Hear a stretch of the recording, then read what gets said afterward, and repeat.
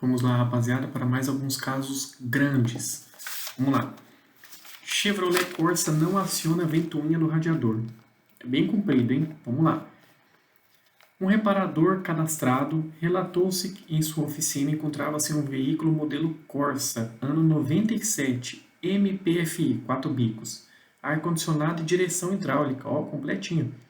O veículo foi levado à oficina após sofrer um superaquecimento do motor. Diagnóstico. Ao iniciar o diagnóstico, o reparador notou que ao chegar em 98 graus, o motor aciona apenas a ventoinha do ar-condicionado, não acionando a ventoinha do radiador. Continuando os testes, relatou que ao desconectar o plug do sensor de temperatura, a ventoinha do ar-condicionado acionava o segundo estágio e a ventoinha do radiador permanecia desligada. Em seguida, ao realizar novamente o teste, inverteu dois relés para o teste e ao desligar o plug do sensor de temperatura, o sistema acionou ambas as ventoinhas no segundo estágio. Um companheiro profissional, ao ler o relato do reparador, respondeu que, se ao desligar o plug do sensor de temperatura, ambas as ventoinhas são acionadas, então poderia ser descartada a possibilidade de problema na parte elétrica. E finalizou questionando se já havia sido verificada a válvula termostática e a bomba d'água. O reparador respondeu que ainda não havia conferido essa parte do sistema de aquecimento, mas que após o teste com a troca dos relés iria comprar o relé para trocar, fazer uma limpeza no sistema de aquecimento, então iria conferir a válvula termostática e complementou que após terminar, voltaria para dar um retorno. Outro colega questionou se o veículo estava aquecendo normalmente e se ao desligar o ar-condicionado a ventoinha era acionada diretamente no segundo estágio ou se era gradual. Um terceiro colega relatou estar confuso com o relato do reparador e questionou se o veículo possuía duas ventoinhas ou se possuía apenas uma ventoinha de dois estágios. Novamente o reparador tornou a responder seus companheiros, reiterou algumas informações anteriores, relatando que o veículo havia superaquecido até ferver, ligava somente a ventoinha do ar-condicionado, continuou informando que após os testes de inversão dos relés, ambas as ventoinhas ligaram normalmente.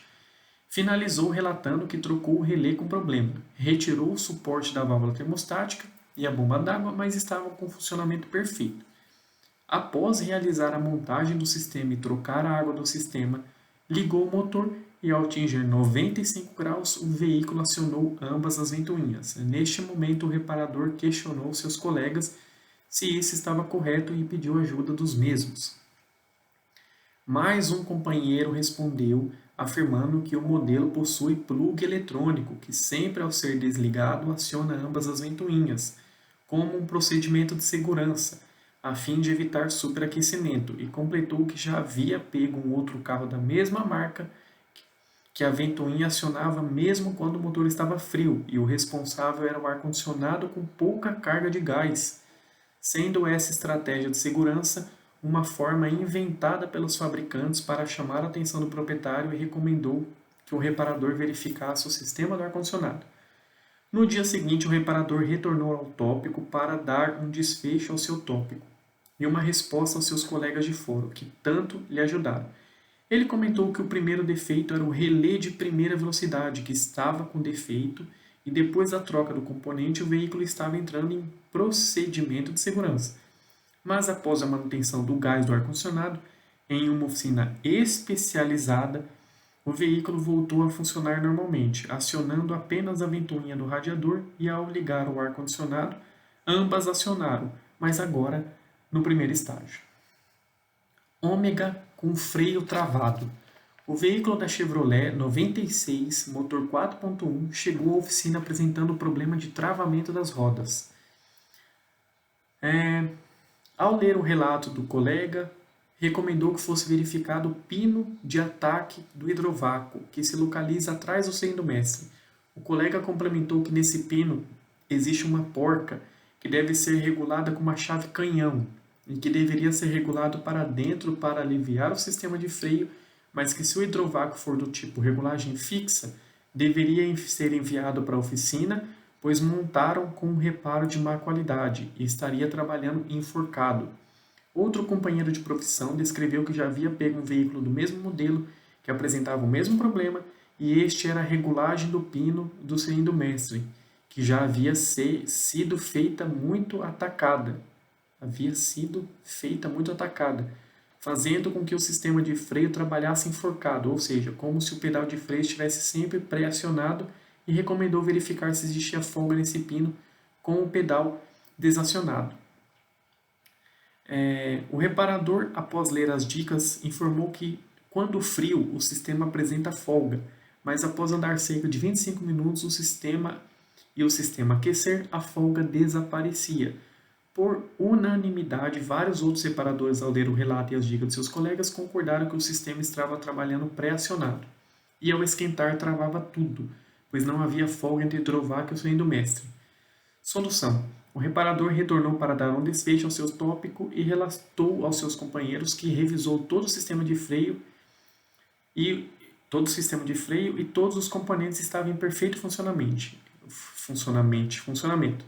Ele também comentou que, após ler as primeiras dicas de seus companheiros, entrou embaixo do painel do veículo e, ao verificar a haste, constatou que a contraporca do eixo estava longe do batente e disse acreditar que o proprietário, ao trocar o hidrovácuo, esqueceu de realizar o aperto correto nessa porca. Dessa forma, toda vez que o veículo estava frenado, a haste girava um pouco, enforcando cada vez mais o freio até que travasse definitivamente. Após realizar a regulagem da haste e o aperto da contraporca, realizou o teste de rodagem com o veículo e as rodas se mantiveram livres.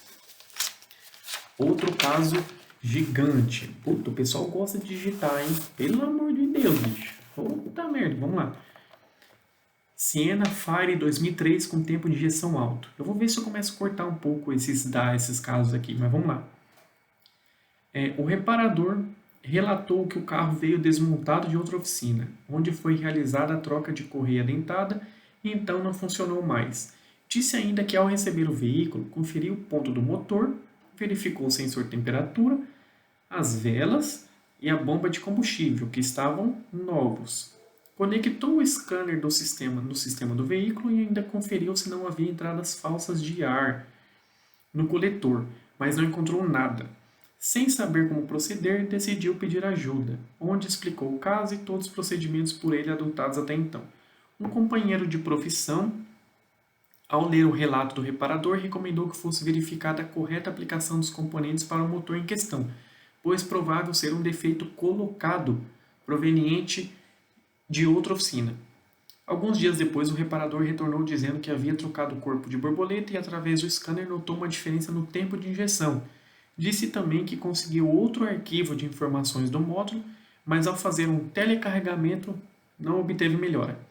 Questionou seus colegas se não poderia ser defeito no pedal do acelerador, mesmo que sem apresentar falhas no scanner, pois já havia feito um novo ajuste do ponto de sincronismo.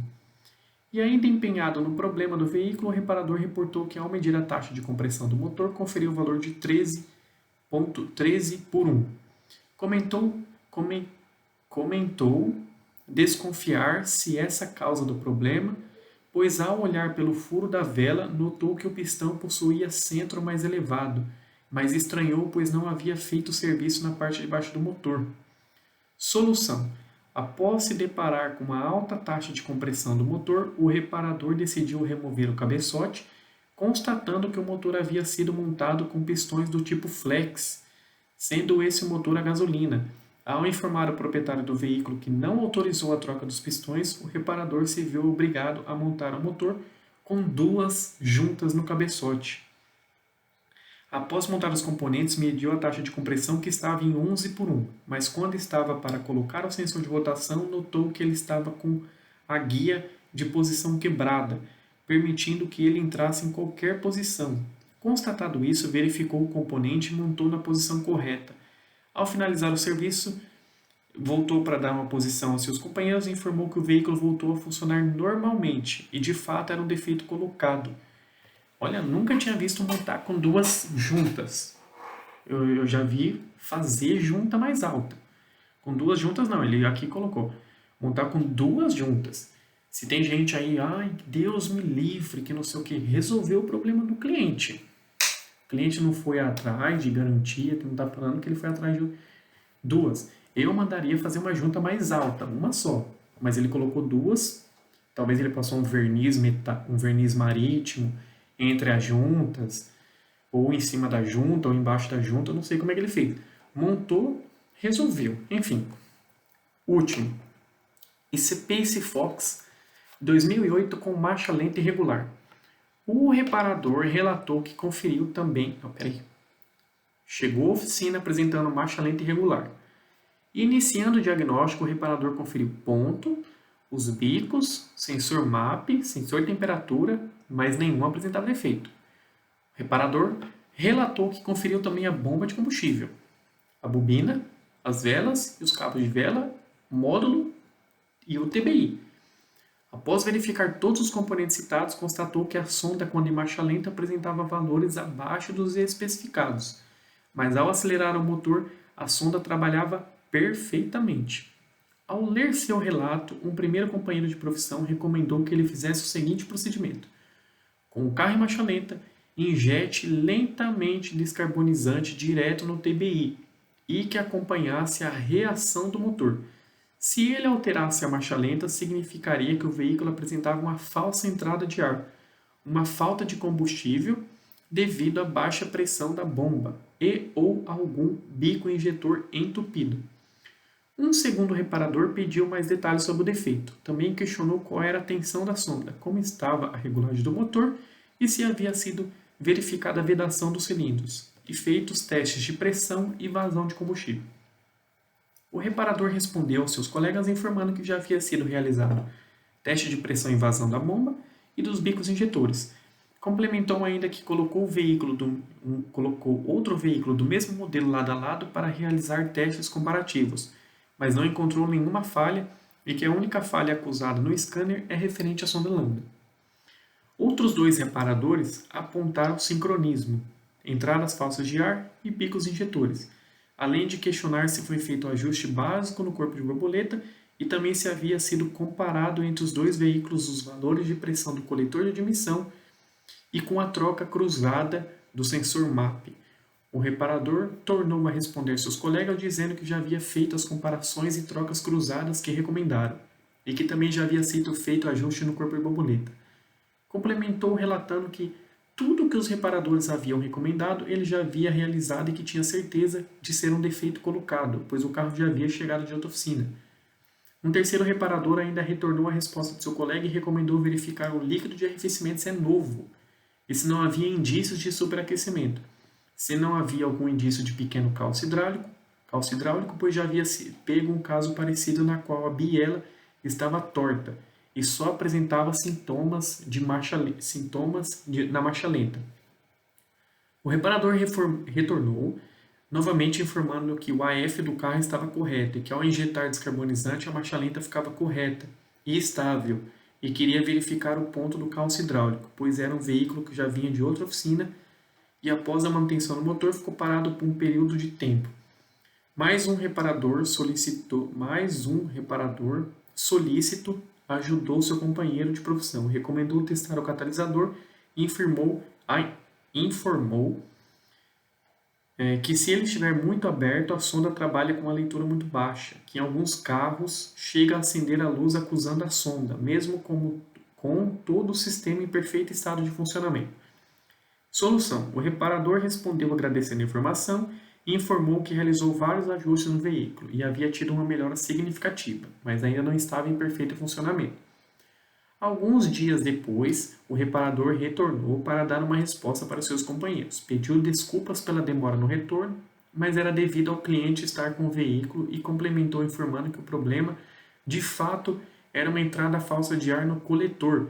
Após realizar a troca do coletor, o carro voltou a funcionar normalmente, sendo então liberado para o cliente. É isso, até a próxima.